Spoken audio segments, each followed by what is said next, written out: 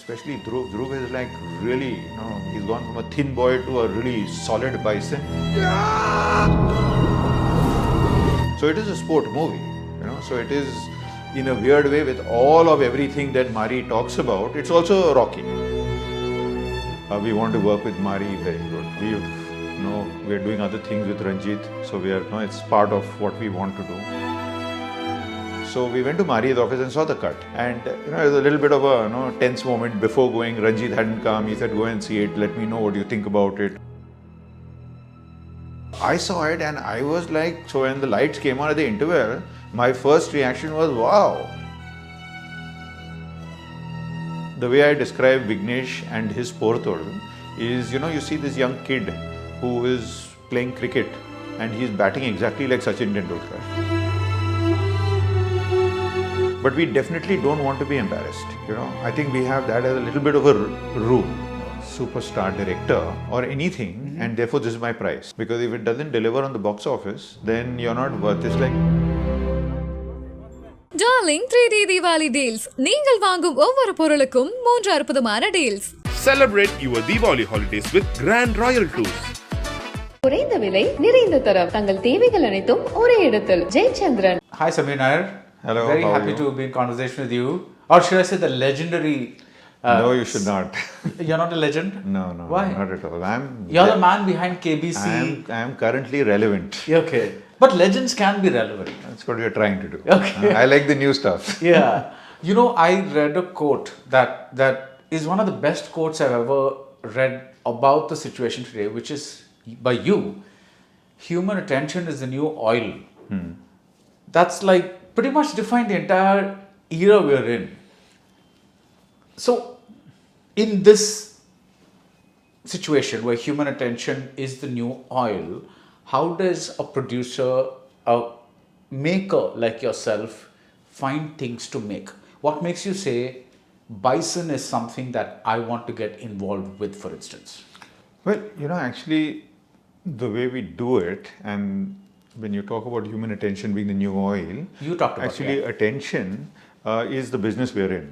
Right? The business of content creation, the business of media, our interview is connected to us doing something and then having other people sort of listening to us, focusing on it, watching it, seeing it till the end, or doing that, right?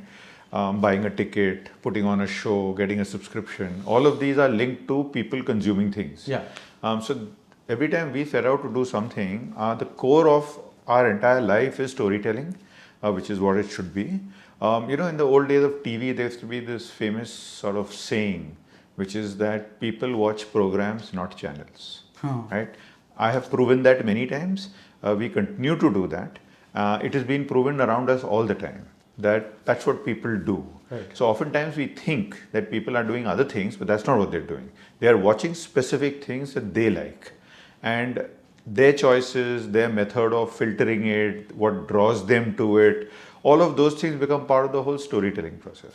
So when we decide to do something like Bison, for example, it's a very specific, it's a decision to take. We hear the story, very good.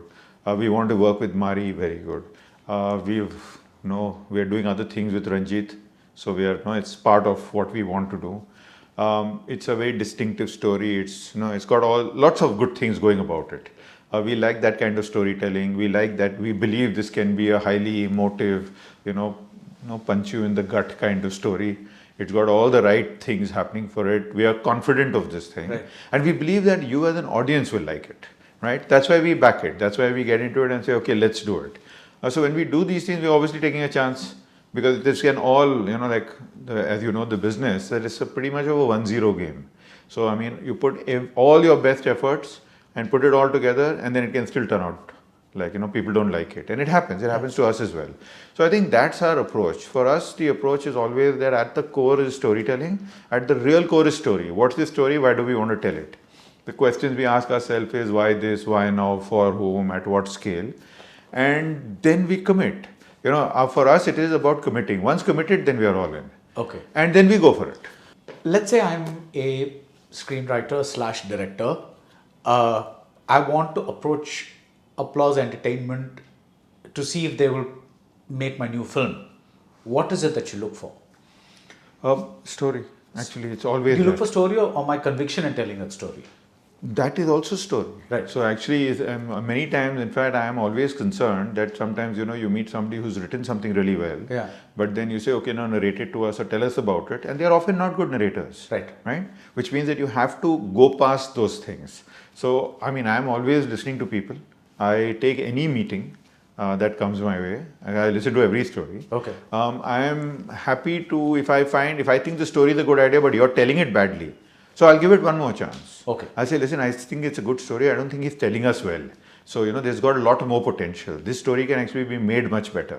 So then the conversation you will become that, listen, we like this story. We think we can do a lot more with it. Would you be okay to do that? Because it's your story. Yeah. And if you are okay to do that, we have done that many times. When people have come to us with really good ideas with pretty average renditions. And we've taken that and built on it. Can you give us a few examples? Well, the most recent example was if you take The Hunt, Okay. which is done so well. Yeah. So originally it came to us The one- from Aniruddha Mitra, the one with Nagesh and Nagesh Kapoor, the yeah. Rajiv Gandhi assassination. Actually, Aniruddha had come to me almost 3-4 years ago Okay. with this idea. He was the journalist who had done a lot of the work at that time with India Today. And he said that I want to do this. We thought it was a really good idea. So we said, okay, chalo, let's start developing it. So he started writing story and screenplay, but it was like we were going around in circles. There was, it was going back and forth a little bit, and we weren't really making much progress. So then I told Anirudh, I said, listen, I'll tell you what, you've got this story really down pat in your head. You're clear, you know what this is, you've done the research, you've done everything. Why don't you do one thing? Why don't you write a book? So I'm anyway paying you, right? You write the book. So we actually commissioned his book, if you will. Okay. So he wrote the book, which then got published by Penguin, and it got released. The book became a bestseller. It was much distinct. We had the rights, right? Now taking the book rights, we met Nagesh, and I told Nagesh, I said, listen, I got some really good material, so have a look at this. So now he took the book, he read the book, then him, us, another 2 other writers came on board, and then we wrote the screenplays. Right. Now with this lens of, we are telling a police procedural. We are not doing a political story about Rajiv Gandhi assassination, the conspiracy or anything. It's a straightforward, Yeah. crime has been committed, let's catch the bad guys. And then that got produced in that manner. This could have also ended with us saying, no, Anirudh, it's not working. The screenplays are not working, forget it and drop it. But it's not, because it was a great story, I wanted to tell it. Yeah. I've been trying to tell this story from 2019. I've had discussions about this with Bharat Bala as well. I've had a discussion about this with Vishnu Induri as well. Right. So we have discussed this matter many times about my desire to tell this story of the hunt for Sivarasan. Because I was in Chennai at the time when it happened. Yeah. So I remember it quite vividly and I'm very interested in that matter. So that's how this process is. So this happens quite often to us. So I think the first time many people in the southern markets heard of Applause in a very distinct manner was when Porthoidal happened, Right. and it became a big success. Right. That's when suddenly it was like, who are these people? Because the other, of course, the people who've been following you for a long time, that's different. Right. How was that meeting with Vignesh Raja that you took? And because he's a first-time guy, unproven guy, Right. he came to you with the story, am I right? Right, yeah. And then what made you say, this is something that I want to make? Well, actually, we heard it during COVID. Okay. So it was during that COVID time. I think it was during lockdown. Okay. I think the first narration happened on Zoom. Okay. It was a lot of those things. The team was very, sort of kicked with it. My colleagues working at the time, Sunil Chenani and Ranjeev Majumdar. So they said, no, boss, you got to hear this, and it's really cool and really smart and all of that. So we heard it. Vignesh is, really, very, very compelling storyteller. He's a really good storyteller. So we liked it. They cast it. It was, reasonably, it was a manageable budget. And he had an interesting idea. And actually, it was the idea. We just liked his story. Right. Because when you think about it, buddy cop, one old grumpy, one new rookie looking for a serial killer. I mean, like you've seen a billion of these. Yeah. Right? So I think it was in the telling. Yeah. Rather than the idea itself. So we really liked it. We had to go through the hoops because of COVID and this thing. I think shortly after the lockdowns and all got lifted, he went and shot it. Yeah. And I remember when I saw the first cut and then I saw the movie, I have been recounting this to as many people who care to listen, that, it's like the way I describe Vignesh and his Porthoidal is, you see this young kid who is playing cricket and he's batting exactly like Sachin Tendulkar, right? So you tell people that, hey, you got to watch this kid, yeah. Just look at this kid, see how he's playing. And so when you watch him, he's playing exactly like Sachin, all the strokes. And after a point, you stop thinking about Sachin. You're just amazed at his cricketing talent. And in many ways, post is like that. It's like it takes the genre, it takes the tropes, it takes the how you tell a serial killer with two cops looking for story, right. And it follows the exact same beats, moments, everything. Right. But he does it so well that you watch it anyway. Yeah. And you like it.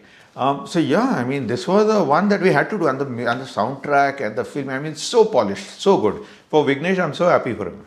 And did you anticipate the success? No, not to the extent. I mean, we knew we made a good movie, so we were happy with that, and we said, in any case, it was, it's like between Sarath Kumar and Ashok Selvan at the time. It was that we know we have made a good movie. So at least, I think one important thing for us is that whatever we make, we can't really anticipate success. You don't know how it's going to turn out, but we definitely don't want to be embarrassed.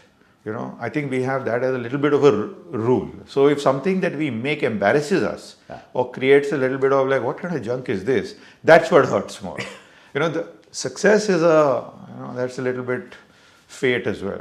Without naming the junk, what would you say the percentage of good stuff to junk is that you've made over the years? I think so far we've had, over the years, as in my entire career, Yeah. I don't know, it must be 50-50, right? 50-50? Yeah, must be. Because I must have done a lot of... See, what happens is that no one sets out to make a flop. Right. So you always set out to do good things. Yeah. No one sets out to make a bad movie. Yeah, nobody sets out. I mean, even the worst picture or director in the world, nobody sets out to do that.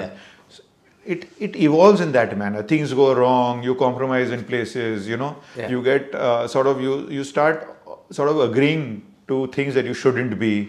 It's very hard to keep that purity of purpose through a journey with financial constraints, difficulties, market conditions, etc., etc. So that happens quite a lot. So I'd say in my career 50-50 is fair. But I think what happens is that because I've had quite a few big hits, what happens is that the glare of that sort of hides a lot of these things. Right.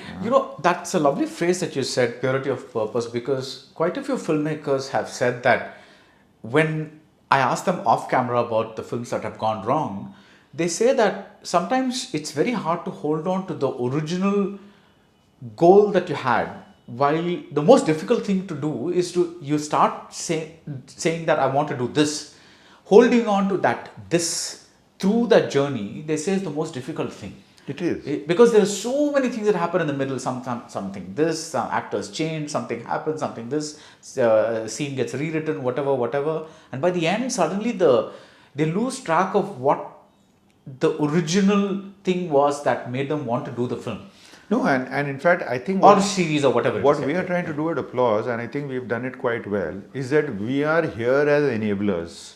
We are here as alchemists, right? We are here to make it possible to try and retain and hang on to that sense of purpose, to that original purpose. That what did we set out to do? Right. And then we are here. We are here as guardians, custodians, co-creators, collaborators, and we do that. We've done that with Scam, we've done that with criminal justice, we've done that now with Gandhi, we've done that with Bison.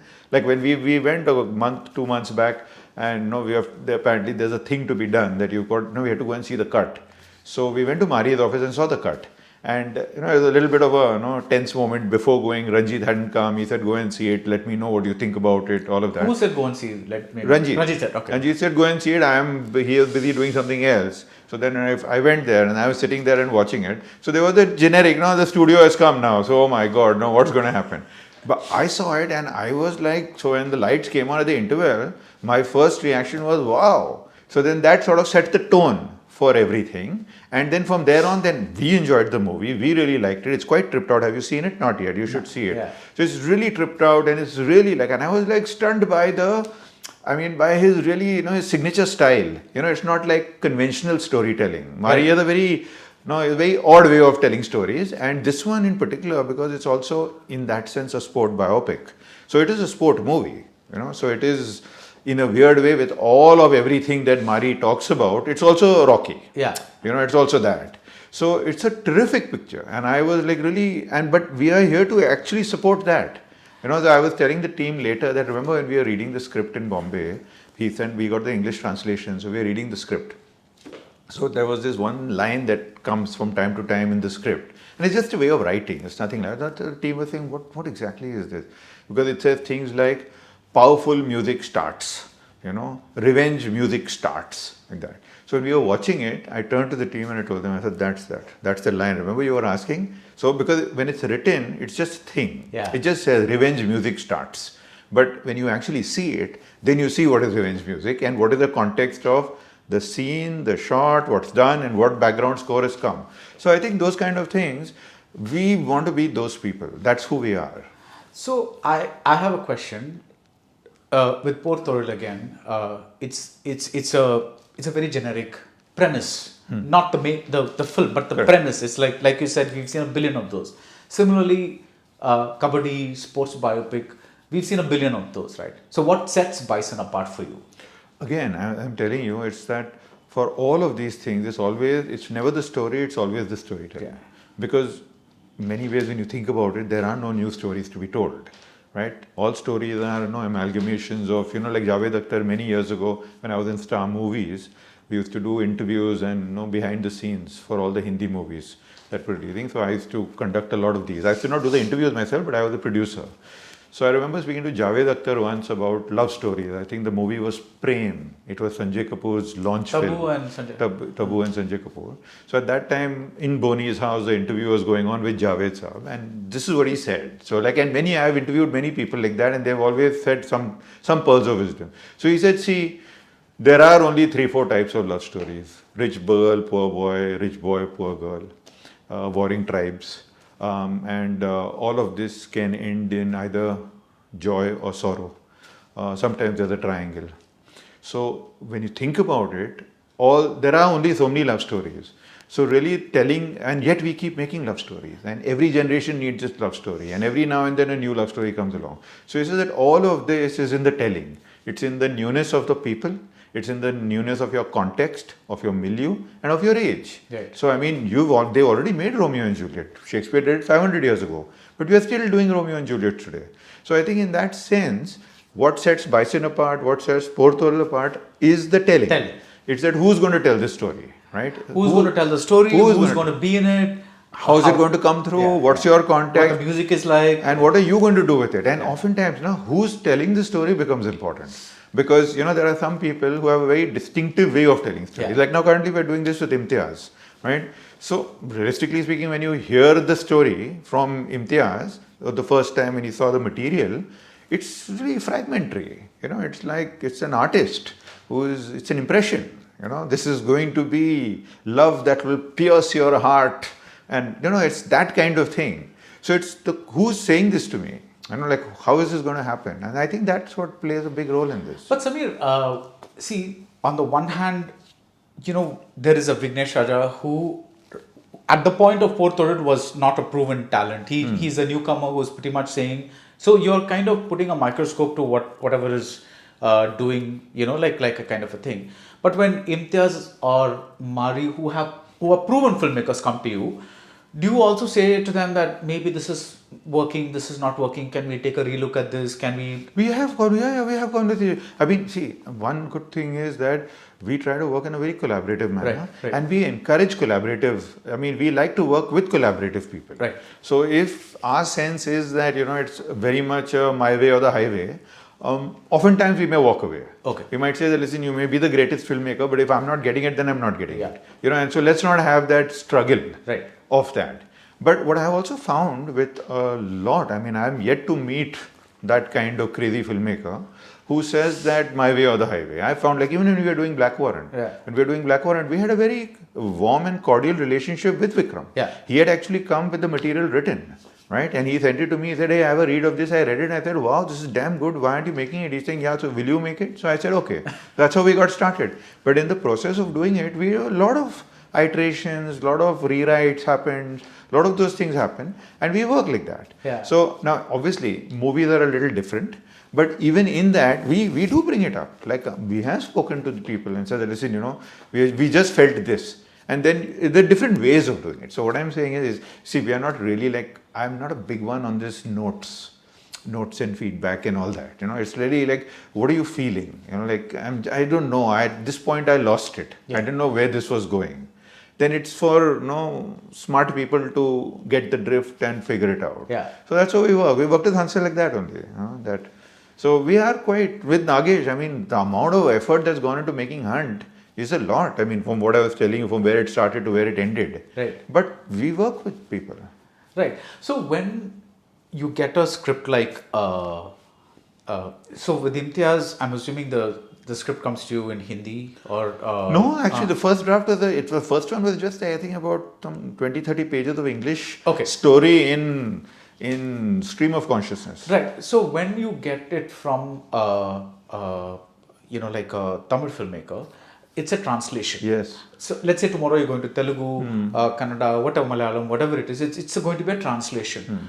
Now, however good the translation is, there is a difference between that and the what's going to be on thing.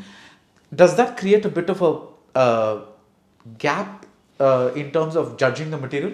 Well, I mean, see, these are the kind of things that I think institutionally we've built. Right. So, like, one thing to do, which I tell everyone to do, is that it's exactly that. That listen, this is imagined in a different language and we are hearing it in a different language. Yeah. So there is lost in translation, bound to be.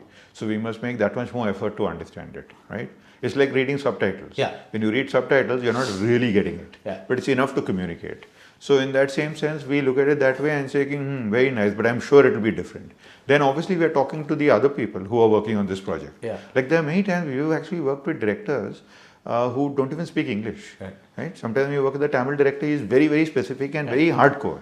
So I'm talking to other people, saying, okay, so listen, he's saying all this, but what am I missing? Yeah. So we have to get to know what we're missing as compared to we don't understand it or we don't get it. Right. I think that onus is on us to sort of, cross that line to get past the translation. Right. To get past the translation, get to the emotion. Ki, what are we really trying to do here? And why is this all going to turn out right? And it may not. Right. It may not. See, that's Now, Samir, you're somebody who I would say has a very good gut instinct. You proved this time and again with shows. I think one of the getting Amitabh Bachchan for the Indian version of Who Wants to Be a Millionaire, for instance. I think that was one of the things that not only changed the show's tone but also Mr. Bachchan's tone, like the way he was perceived. How did are people born with instinct? How do you feel this? Like, because you've seen so many people in the film industry. Some people have this instinct for a long time. Some people start out having a good gut instinct, but then something happens and they lose their way. How do you hold on to an instinct? I wouldn't put it down to that. Okay. I wouldn't say that I have great gut instinct. I think gut instinct is, I have a sense. I am very personal about these things. So I get, if I like something, I like it. And if I don't like something, I don't like it. So to that extent, there could be a sense of that. But I don't think it's about the instinct. I think it's about the execution. Okay. And I think what has really stood me in good stead always has been the execution to back up the instinct. See, anyone can get a good idea. So in fact, I listen to everyone because I think everyone's got a good idea. Right. And in fact, during KBC, one day some kid walked into the office saying, I've got a great promo idea for KBC. The show was already on air, already a big hit, everything. So I said, tell me. So he said, you know what, we should do a promo, which is a promo that is going to be made in this manner. He had some thought. So I said, okay, it's a really good idea. Sit down here. I called the head of promos. And I said, listen to this guy. And I told him, I said, it's a great idea, but you can't make it. Because you're not going to do it. So let's give it to somebody who can make it. We'll always credit you for it. So we'll always acknowledge that idea to iska tha. But I think it's in the execution. And what we try and do, what I have always tried to do in my life is to really focus on the execution. Because ideas are okay. You say great script, but it's still got to be made well. KBC is a great idea. Amitabh Bachchan comes, we make Who Wants to Be a Millionaire. There's nothing wrong with it. As a plan, it's a great plan. But it needs to be executed to that degree of perfection, to that degree of finesse, to make it into the hit, which can still flop. Who knows? So I think that's what I try to do. It's not enough to say, okay, this is a great idea. It's got to be made. No, I don't mean to I don't mean to reduce it to an instinct, but at the core is an instinct. Right? What starts it all is that I think this is going to work. That's what I meant. Yeah. So, but when you say execution for a TV show, it's still a controllable thing because you're there, you're pretty much overlooking a lot of things. But when it comes to, let's say, a scam, or let's say The Hunt, Rajiv Gandhi. They are also TV shows. Right, but I'm saying it's on a daily, or Bison. It's somebody going off and shooting a movie and coming back with footage and editing it and showing it to you, right? How does the execution part work? It's not under your control exactly. No, I think from idea to finish, we are involved in every stage of it. Okay. Different people do it in different ways. Something like a hunt, we would see dailies. We are seeing rough cuts. We see five cuts before you see the finished product. Right. It's not like somebody is arriving into our life with the finished product. We are taking the finished product and going to platform. So filmmakers agree to that? Yeah, of course, Okay, everyone. right, I mean, when scam is being anyone we are working with. Yeah. I mean, it's a collab. See, filmmaking is a collaborative art form. Right. Right. It's not I'm going to go and do my stuff and I'll do it. And people who work in that manner, and there are many who do that, also tend to have a smaller body of work. Right? Like in many ways, if you look at Nagesh, in the last 8 odd years, he's only worked with us. Yeah. He's made 3 seasons of City of Dream, 1 Hunt, and now another movie show that he's made that we are yet to announce. Yeah. So, I mean, that's all that he's done. He's done that primarily. So, we work quite closely with that and we are involved in every process. So, because listen, it's our money on the line. Right? We are the ones investing the money. And so, I would like to know how's it going, what's happening. We are not, I like to, when I say creative collaboration, I mean it's a nice light touch. It's not an interfering kind of situation. I obviously have greatest respect for the creator and the director, whoever. Like if you have signed up Mari, then you got to let Mari make his film, right? If you're going to make our film, then why do you sign up Mari? Yeah. So that I think comes also with age and maturity, and I've been around the block for some time now, so I don't think that is a. So when you saw Bison, what was the one thing that struck you that said, wow,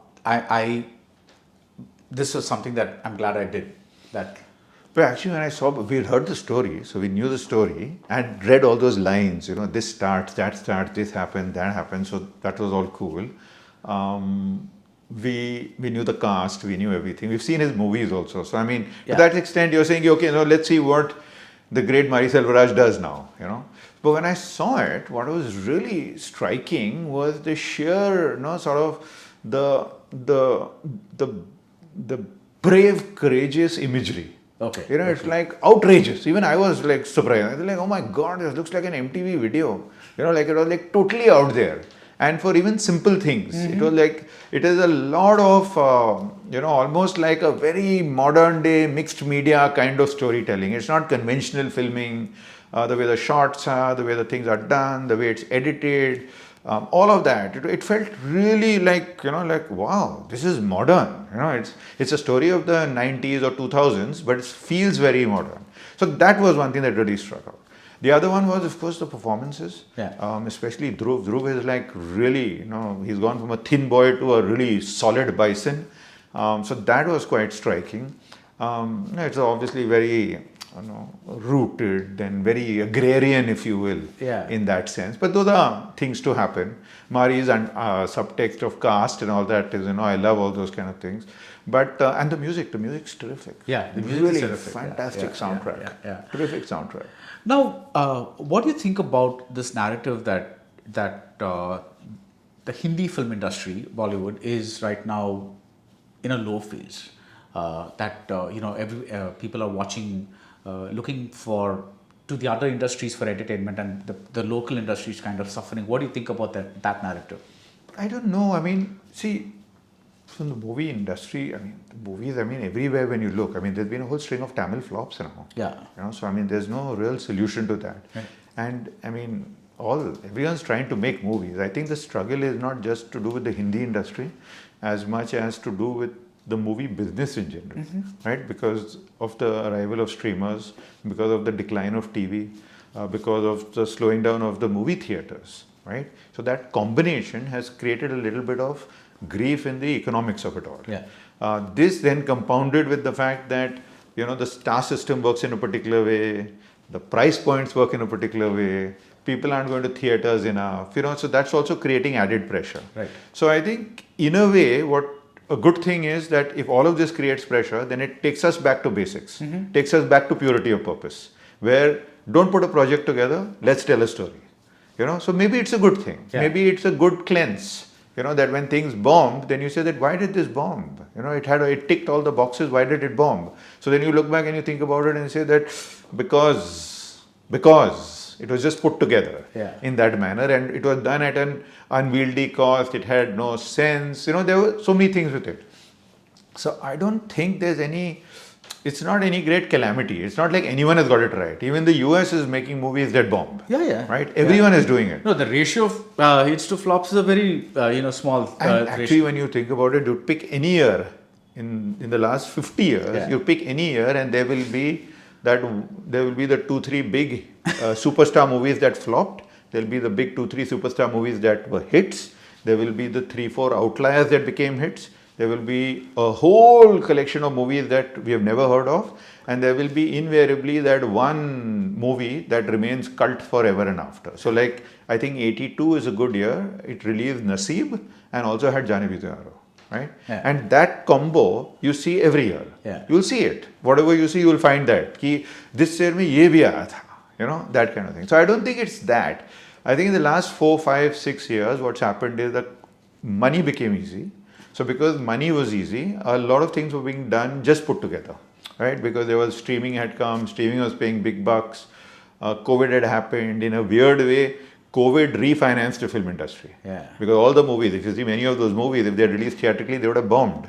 But they got paid instead to go on streaming, right? And so everyone got refinanced and all of that. But I think it's sort of settling. It's sort of clearing up to going back to basic. You have to tell a good story. The story is at the center of it all.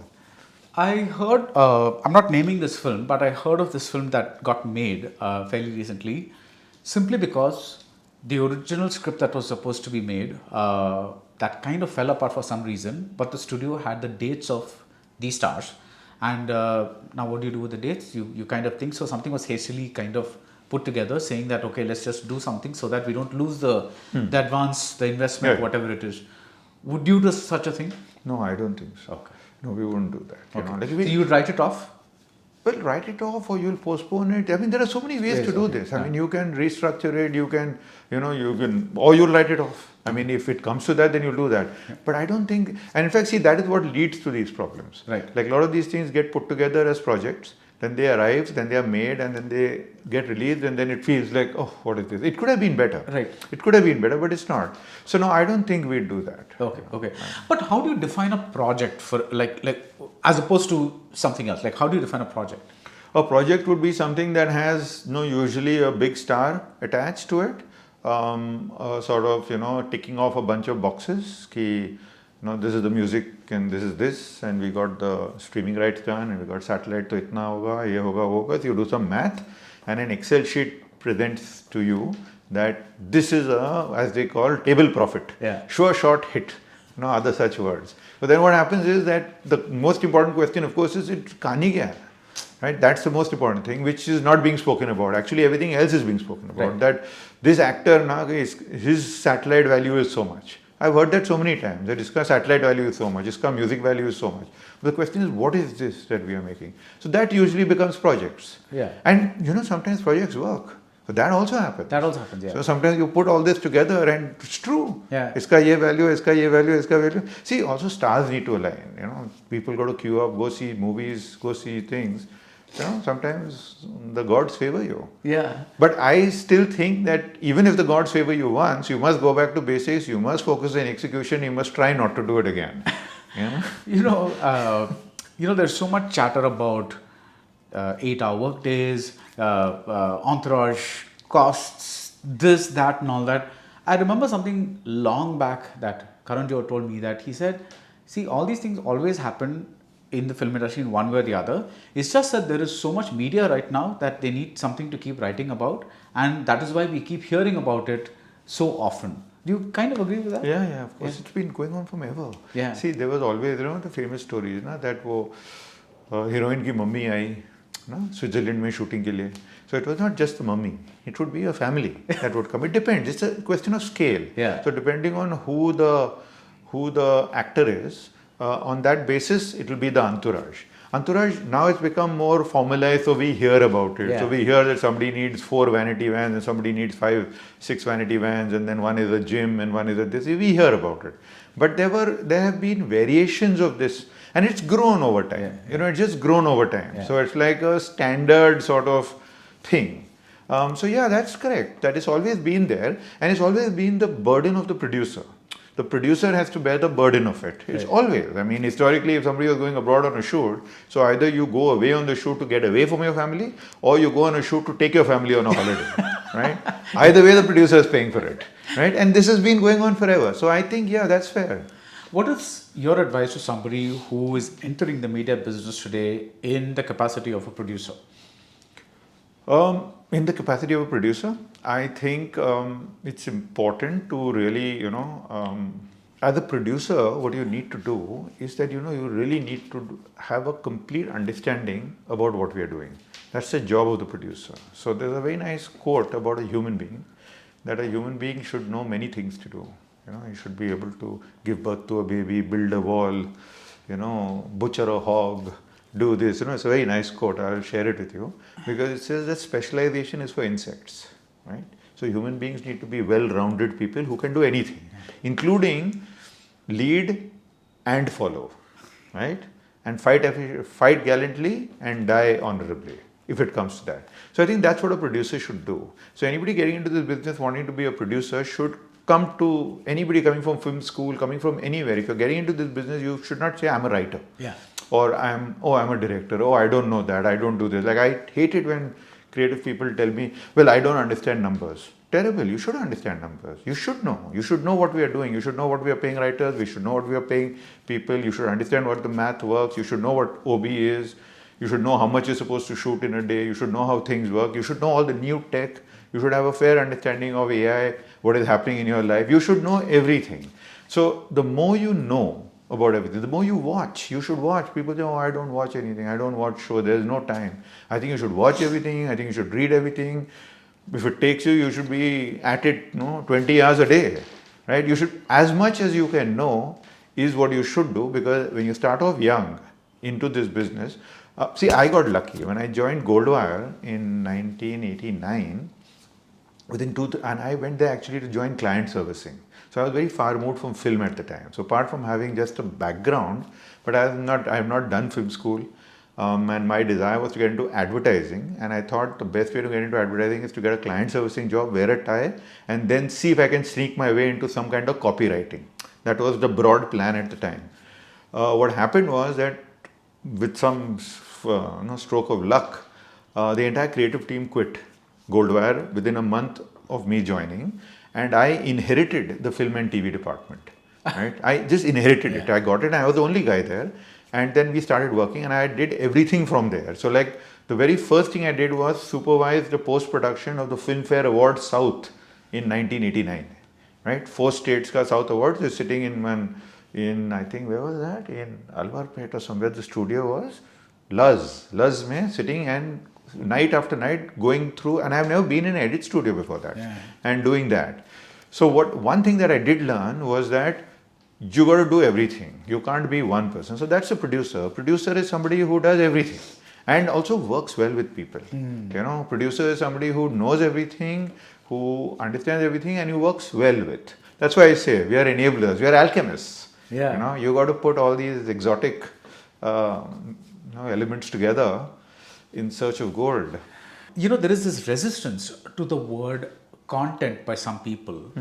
Some people say, don't call it content, this is... What is your... It's a word. It's a... Listen, people are watching things. We have screens now everywhere. Before also we had screens. In the old days, you needed to go to the theatre to see the actors. Then cinema got invented. So then the actors had to show up once. Then you could go again and again and see it.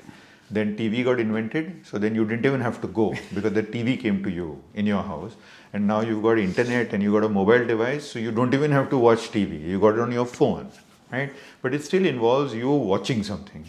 whether it is short form, whether it's long form, whether it's movie, whether it's somebody dancing, it's a mad reel, a stand-up comic.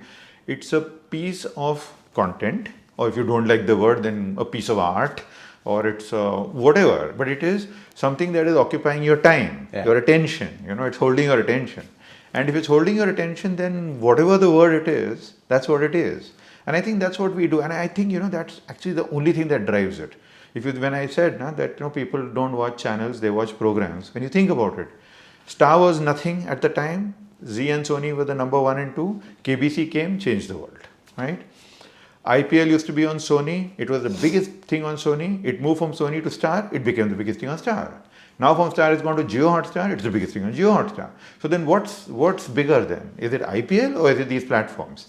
So what happens is it's a little marriage, right? And this story, this movie, this show, this whatever that we are doing, that is what draws audience. People don't know. People are not saying, like, you don't go to PVR. Yeah. You go to PVR to see a movie, right? Otherwise, you can't say that, oh, PVR is the best multiplex. Of course it is. It's got great display. You go to see a movie.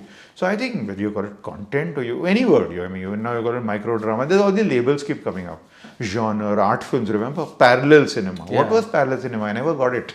What I exactly? think it ran parallel to the mainstream. I mean, it doesn't, because at least I get art or indie. Yeah.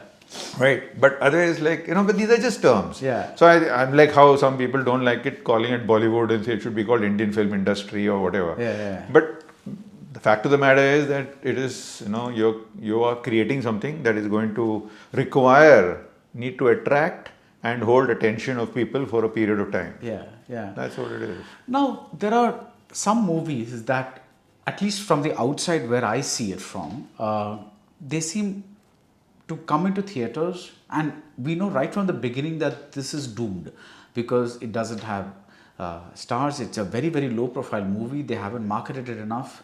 And sure enough, about 99% of them just come to theaters like fireflies and die, like a collective death. We see this in Tamil cinema all the time, in Telugu cinema all the time. Every week there are some 7 releases, 6 releases. Nobody's heard of them. And it's only the next big movie. When I say big, it either has a star or a director is the star, or the movie itself has created some kind of buzz or something like that. Where do these movies... There's an entire... Because the thing is, earlier it was very difficult to make a movie.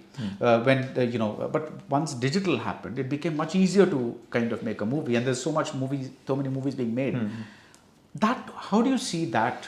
See, the movie industry has always attracted people to come and make movies. So even in the old days, there used to be lots of movies. India produces so many movies. I think we are the now it's largest, even more. Even more. Yeah. So I think there's always a person with an idea.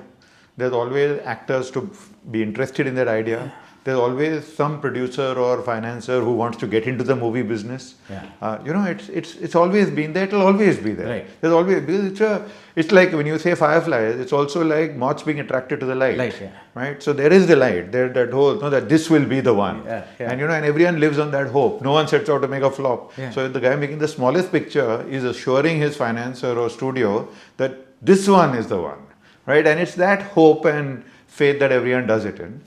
Logically, what you're saying is right, that you should not be making all these movies. All these movies should not get made. Like, I typically get scared of, this is a wonderful slice of life dramedy. It's like, oh my God, it's like it sounds dangerous from there, right? Because, I'm sure, and the thing is that I'm sure when you hear it, it will be good. In the narration, it will be good, all of that. And we've done those. I've made movies like that, which is like a warm and fuzzy, romantic rom-com or some such thing, and you think now, but as you grow older you realize, okay, let's not make that then. So but it gets made because a lot of them get made, they all get released, many of them don't work out, people lose money, the industry keeps attracting money, squandering it, losing it, and then new people come, right? Hollywood has done it all along, right? Hollywood used to be run by originally, I think, the Jews, then it moved to the Germans, then it moved to the Russians at one point. At some point, Arab money came in. Then Japanese, Chinese, Mr. Mani at one point was financing. So, there's a lot of different people who get drawn to the business to do it. Now the streamers, the tech bros are the new financiers. So, I think the tech bros are causing a lot of concern now. Well, I think I don't know. See, it's a hard one to say. Personally, I think that when you say that, that you can shut down all the theaters because you can just watch movies on the service. I think there's a sort of a fundamental fallacy in that. Okay. Because suppose let's take a big movie, let's take a picture like Bahubali, Yeah. right? Which is a nice big movie and being established and all of that. So if you have to make it straight to service, the question is that will you give Rajamouli 500 crores for Bahubali? So if the answer is yes, then maybe he can make it. If the answer is no, then Bahubali can't be made. Because in order to make it, you have to because see, the original business model was always that you had different revenue streams. Yeah. So you had theatre, then you had premium TV, that is the HBO variety, then you come on to cable TV, and finally you come to free TV. All of this has ad revenues that come in. There's the licensing, syndication, all of that happens. Now, if all of that is replaced with a global streamer who says, I'm a one-stop shop, you sell it to me and it's mine, it's a single revenue stream. The question is that, and you don't know how the movie is going to do. Yeah. Because there's no, and also what happens with the streamer is that because I've heard about this movie, well, I'm not seeing it today, I'll see it next week. Yeah. Right? So it also prevents creating a cultural moment. Theaters used to do that, the big weekend release, all of that. So I think fundamentally movies you can't just replace the movie business by saying that we got the screen, we got the tech, we are connected to everyone, you don't need anything else. I think everyone's missing a trick here. I think the better thing to do, what everyone should do, is that including the tech bros, should actually encourage the retail revenue. You should say that, listen, why don't you make a truckload of cash there, give us some of it, and then why don't we put it onto the platform and make it successful so that it does well here, and then continue to do syndication and licensing so that there's a lot more. As you see, a platform is a platform, it's a certain size. So if the show or movie is on that platform, only that many people have seen it. The rest of the world has not seen it. Yeah. And they can't see it because you can't pirate it, you can't do this, you can't do that. In the old days, everything used to be syndicated, sliced and diced, and that's why the whole world has seen Friends. Why has the whole world seen Friends? You've seen Friends, you've seen Seinfeld because it was available to you in your time, you would have seen it on Star World. Yeah. But you did see it, right? Otherwise you should not. It should be just on something. So I think, apart from that, I think it's good. I think what's happening is good. I think tech is good for us. I think all of this global connectivity, the streamers are wonderful. So there are a lot of people saying that it's becoming difficult to judge which projects to make because the streamers are only taking certain types of projects and the other ones are kind of abandoned and so what do you make of that? I don't know. I think, it goes one from streamer to streamer. So each one has their own sort of strategy and their own sort of approach to the business. They have their different business models. Right. So it's a tough game. I think it's a hard job to be a streamer. Like how it used to be a hard job to be a TV station, right? Because you got to create the product, market the product, monetize the product, and have run and operated in that manner. So it's in any way it's been tough. TV channels have the same problem. Yeah. You make a show, release a show, no ratings. It's a flop, right? We've been through that. I've been through a lot of these problems. Yeah. So I don't think it's something like that today it's difficult to decide. It comes down to if you have a great story to tell and if you are able to go and convince someone. See, you have to convince someone. Mm-hmm. See, the one thing about storytelling is that it starts from the audience of one. Yeah. Right? That's where it starts from. So if you have an idea and you say, I want to go and make this as a show or a movie, you got to convince someone, and preferably someone in power. Right? Somebody in a position of power who can do something about it. So you need a patron. Right. Somebody has to say, I think it's a good idea. And then you got to go from there. So your storytelling journey starts from there. Right. And there will be enough number of times when you go and meet someone, they are not clear. They give you somebody says something. So if you have like Vignesh, for example, apparently he was with Port Total for 8 years.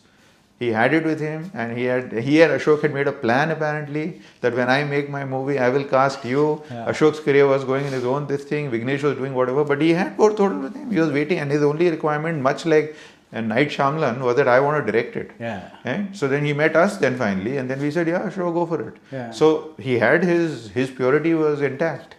Yeah, so and that answers my question because I was going to ask you if, when you enter something like a Bison, at least from the outside it seems like a good project to get into because the quality is there. Yeah. At least the assurance of quality is there because there is Mari Selvaraj, Paranjit, all that kind of thing. Yeah.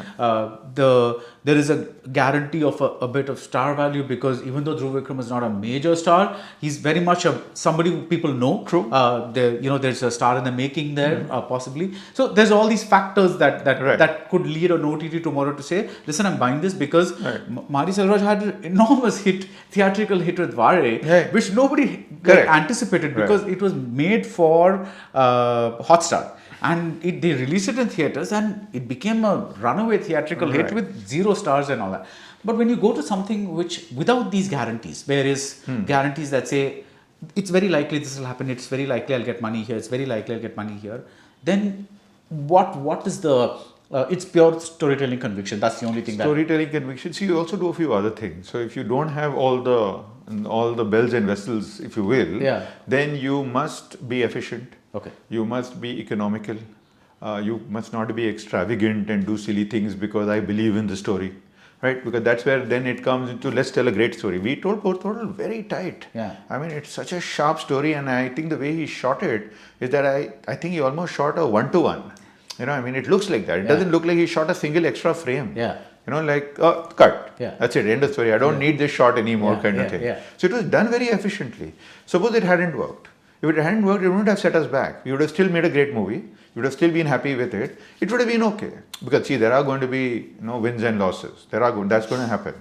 But it would have been a good product, and we would have not wasted a lot of money making it. We would have not gone and done something crazy. So there are, I think for a lot of these kind of stories or ideas that do not have all the trappings of success, predetermined success, you can pursue those stories, you can pursue those ideas. What about the salaries?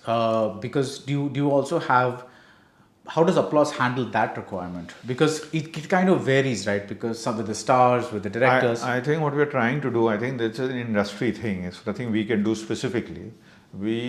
I think ideally, if everyone can work together, and if you say the industry is in dire straits and we all need to come together, I think the whole industry should come together and look to back-end things. There's no point of saying, I'm a star or I'm a sort of a superstar director or anything, and therefore this is my price. Because if it doesn't deliver on the box office, then you're not worth. It's like in any normal job. If you're working in a company, then you're supposed to deliver. And if you deliver, then you get a promotion or a raise or a bonus. If you don't deliver, then everyone, all the biggest CEOs, what are the pay packages? Pay packages is the base salary and then a stock price linked bonus. So if the stock price doesn't happen, if the EBITDA doesn't happen, if the profit doesn't happen, you don't get the damn bonus, right? And I think that's how it should work in the movie industry as well. All the tech business works like that. That's why I think a lot of people are agitated about the tech bros, because they are arriving and bringing these kind of stock-linked guarantees, stock-linked bonus. And a stock-linked bonus technically would become a box office linked bonus. So here's your base and then linked to box office. So if box office does 500 crores, take 200. And if box office does 20, then take 2. Right. So, and I think that would be the most sort of equitable way of doing it. There's obviously struggle and push and pull and all that. So ideally this year in the Hindi film industry, Ahan Pandey and Aneet Pada would be they should be the ones earning the most money. No, and you can still argue that listen, you're a newcomer, you're just starting, right? So we are going to do that will happen. That you will settle terms. You'll say, okay, this is what you'll get, and this will be the max bonus you'll get, which is fine. But at least the system is linked. It's fixed on a working system. And if it goes outside, that I am this and I should be paid so much, it's still choices to make. So there are some people in the South, some producers in the South who keep saying that they keep trying to bring the prices down, or rather do exactly what you're saying, which is to say, what was your last film? Was it a hit? I'll give you this much. Was it not a hit? Let's settle on this price. But the stars keep finding other producers who are willing to pay them the money, either producers from other industries or external, like people who've made a ton of money in textiles or diamonds or some moths to the light. I'm telling you. See, so when that keeps happening, and people keep finding alternate ways to maintain their higher salaries, which I'm not I'm not getting into whether stars deserve them or not. I'm only talking about from the viewpoint of making movies that are profitable for everybody. How does that affect it? See, it's a business dynamic. right? You can't do anything about it. I think the stars, it's well within their right to say that, listen, I've worked all my life, I'm a big star, I got to be paid my price. Yeah. Right? Now you're not paying. You're coming to me with some new fangled scheme about, box office linked bonus thing. And I don't want to listen to all this shit. Meanwhile, that guy is a fan. He is now a big gutka manufacturer. He's a fan of mine. He says, forget all that scheme. I'm giving you cash in advance. I'll go and do it with that. And then we'll anyway make a movie. And maybe the movie will be a hit. Yeah. So, I think in that sense, that is always going to be there. There's always going to be that thing. Because it happens in other businesses also. Yeah, yeah. If you look, what exactly do you think is VC and PE funding? It is essentially burning cash to gain market share. So you could argue that this is a complete wrong strategy. How can you set up a business that is going to essentially give discount, right, to get market share?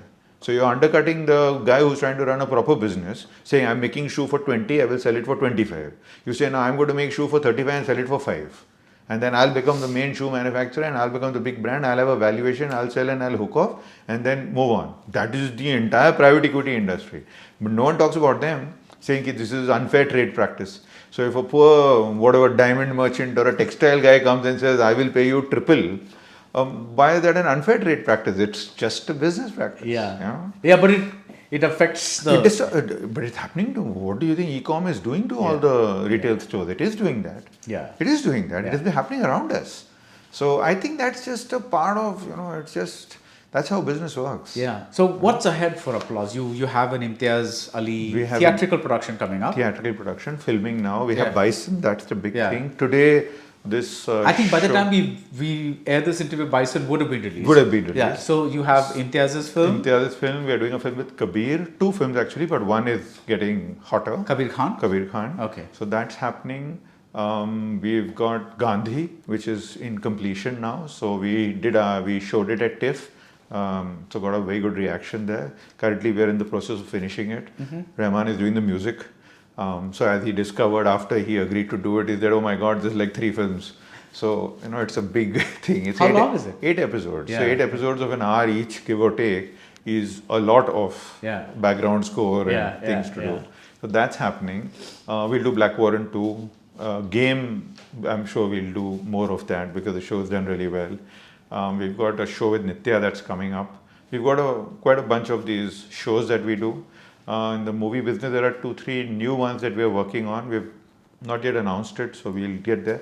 But I think the big focus going forward is to continue to build our series business, which we do, and to really double down on movies. Because we want to now make a lot more movies and a lot more distinctively bigger movies. Nice. So let's put it out there. So if you have the script for a distinctively big movie, please contact Samir Nair. Yes, please do. In any language actually, because we are really in fact, we had a little bit of a hit and miss, as in there were some 2-3 really fantastic Malayalam films that came our way. And then we were all excited because it was great movie, great car, everything was brilliant. And then, it just didn't happen because, somebody fell sick, somebody this, somebody that. So it was so it about 6 months ago, if you had spoken to me, I would have told you, and now we're going to be making these 3 great Malayalam films and you're going to be dazzled and all that. And then but see, that's the nature of the business, right? Which is why I say that, all the gut instinct, all the idea, everything, you got to take it and nurture it. Because there are at least 5 or 10 stages in which your brilliant idea can die. Right? You can have a brilliant idea, but it can't be written. You write it, but now there's nobody willing to act in it. Somebody's willing to act in it, but now there's cost too much. There are so many things that can go wrong in this. So finally, when it reaches screen, it needs that nurturing and shepherding and focus through and through. Right. Now, in hindsight, right? These are all hindsight things here. Nobody expected Sayara to do what it did. What do you think worked in its favor? Because to get an idea of, what do you think? So I think, that's what everyone is saying, and I agree with that I think every generation, and generations are no longer 20 years, it's almost like 5-7 years. So I think every generation needs their own love story, right? We've not had a love story for quite some time, pure love story. So that is one. that you're looking for your crazy story, because actually the story is nothing, it's similar. Same thing, It's the same thing. It's not much. In fact, this one apparently had some serious logical issues and all, right? But theek hai. It goes back to what you were saying, which is how you tell it rather than the story itself. Than actually what it is. So if you tell it well, then every now and then audiences want to fall in love, right? And there is a generation. So there was a DDLJ generation. So DDLJ happened. But then later, about 6-7 years later, Dil Chahta Hai came along. So when Dil Chahta Hai came along, Dil Chahta Hai completely changed everything, right? So DDLJ remains. It's still running in some theatre and all of that. But it changed. So then there was this, which was the one? That Ashiki. The next one that came along. So this happens. So I think this was in a case. Ashiki was before 90. You're talking about the second one. The second one came and then that was quite the breakout. So you're always looking for a new couple. So the movie business in general, movie business in particular, series not so much, is that there are a lot of things that need to come together. You need to have that moment in time. You need to have the right chemistry. The right storytelling, you need those elements. That's why it's such a dangerous business, right? It's such a risky business. Yeah, and it's the fun thing is, fun for us to talk about, because in hindsight, it's always nice to have these theories. Oh, this is why this happened. This is why that happened. Exactly. But while you're on the journey, nobody knows anything. No, and in fact, Hollywood has a term for it called a non-recurring phenomena. Okay. So there are movies that come out which go out to become smash hits. And the sort of gospel truth in Bollywood is that, okay, so this movie in Hollywood is that, okay, this movie is a smash hit. Don't ever make it again.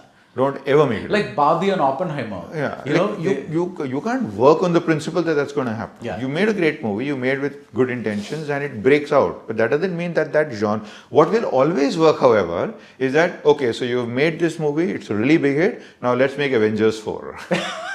Because that's the most safer, predictable outcome. So why don't you have a series, like a movie series, We are trying to, as in we want to do that. I think, Applause as a company, we are only 8 years old. So, we've done a lot of work. Right. In the last 8 years, I think we produced, 60 or 65 now released shows and movies. Yeah. That's quite a lot. Yeah. Working with all kinds of people. I think as we grow, we will do that. So we will create our own franchise. We will do that. We are trying to. Movies is, last couple of years we started. When we got started, we took the indie route. We said, let's make we made Zwigato with Nandita. We did Rapist with Aparna, which is still not released.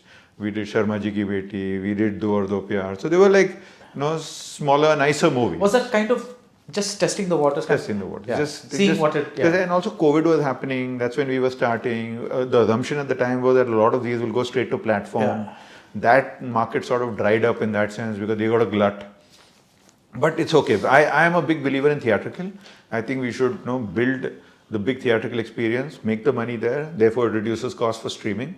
So they don't have to take the full burden. Audiences get to see it, more retail revenue to be made. So I think we are quite bullish about these things. Nice. I always enjoy talking to you because, one thing I'll never forget was when we had that conversation for Black Warrant. Yeah. And you said that this is basically 3 Idiots in Tihar jail. And I said, oh my God, there could not be a better, more succinct, description of what the tone of the show is. And actually, see, the thing is that because otherwise what happens is that, what all stories, when you think about it at their core, end up becoming young adult dramas, right? Yeah. And even if you take a pair of older people, right, invariably the great success story involves a young adult feeling, right? And it's a drama. Yeah. That's what it is, and it's just set in that, and then the milieu and context changes. So I don't know. I enjoy doing this, and I think there's a lot of potential. See, we are very happy about Game, right? Why we are happy about Game is because Game is a very smart, well-told story, but what's of great joy to us is that our small, well-told Tamil thriller is number 1 on Netflix. It gives me immense, joy that, woo! Yeah. And it's just, there are all these theories. There is somebody who told me that, why aren't we making you know, we hear about so many people watching this phenomenon of Korean, you know, romance dramas, and the one thing across them is apparently that I'm not a big Korean drama watcher, but I've started watching one called something Tangerines. When life gives you tangerines, it's like right, 16 episodes, something. Yeah. I'm slowly inching my way across it, and but the people who watch it say that it's very soothing. It's very it's like a binge watch, but it's comfort watch. And like when I come back from work and it's the ideal thing, why don't they make something like this in India? And I'm like, I don't know. It's like what is that flavor? I don't know what that flavor is. It's I mean, I'm sure it can be done. But like actually our daily soaps were that. Yeah. Daily soaps were, in a sense, because they came every day, you didn't need to binge because you see it today and you'll again see it tomorrow. Yeah. It's not coming after a week. Yeah. So daily soap became that sort of, you know, watching. And it was that for the Indian audience, for the Indian housewife, right? For that home audience, it became the comfort viewing. Yeah. That you come, finish your cooking and all, then you come and sit and watch. Yeah. And you watch your Kyunki and your Kahani, and South India had so many. In fact, Yeah. Sun TV used to do daily soaps before we did it. We just did it in Hindi prime time. Yeah. Sun used to do it from I think 12 in the afternoon or something. Yeah. Jo shuru Yeah, ho gaya. yeah. It was like killing it in the 90s. So it's the same thing that there is audiences have moods. So there is a time for relaxed, comfortable, lean back viewing, and there's a time for thoda lean into it and say that, oh my God, now what's going to happen next? So I don't think there's any right one. Both are there. It depends on your thing. And now streaming allows you to have all of this coexist. So that's what we should do. We do all kinds of things, and we should. Everyone should do that. Like I think Panchayat is a great show. Yeah. They make Panchayat. It's so slow, soothing, exactly all those things. You know, like you can almost argue that if Panchayat came to you for approval, you'd probably reject it. You know, saying that, oh my God, not even a blade of grass is moving. What's happening here? But it's a thing. Yeah. So if I were to ask you one non-applause show that you wish you made, would that be Panchayat? But would be Panchayat, I think, but a non-applause show that I wish I would have made would be Mirzapur. Nice. I really liked Mirzapur. Yeah. You know, I like that kind of nonsensical. And now there's a movie crazy coming stuff. out. There's a movie coming out. Yeah. So I would have liked to make Mirzapur. I think Mirzapur was very clever. It was very well done. I really enjoyed it. Yeah. You know, Is it over? Isn't there? I think what happened the last time? Last time Pankaj Tripathi comes back Wait, into wait, consciousness wait, or something, like, right? That's how it ends. Yeah. Let's not spoil it for But those, I think Mirzapur would be the one. Nice. So all the best. Thank you so much Thank for you the so much. conversation. And look forward to this Bison now. Yeah. Look forward to it and all best wishes. Thank you so much. Darling 3D Deepavali deals நீங்கள் வாங்கும் ஒவ்வொரு பொருளுக்கும் 3 அற்புதமான deals. Celebrate your Diwali holidays with Grand Royal Tours. குறைந்த விலை நிறைந்த தரம் தங்கள் தேவைகள் அனைத்தும் ஒரே இடத்தில் ஜெயச்சந்திரன்